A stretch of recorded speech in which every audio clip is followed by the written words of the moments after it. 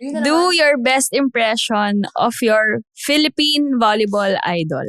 Si Ate Lai na lang. Ito si Ate San ba ito? Iwasan ko ba? Okay. Ready.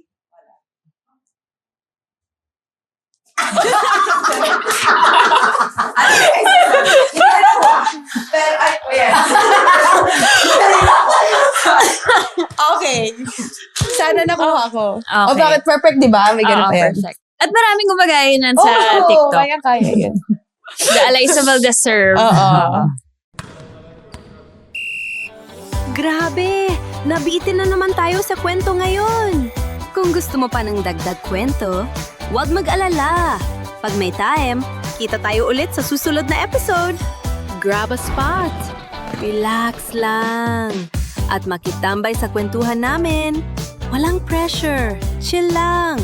Follow us on YouTube, Spotify, at Apple Podcasts para mapakinggan ang buong episodes ng Ang Podcast ng Mga May Time.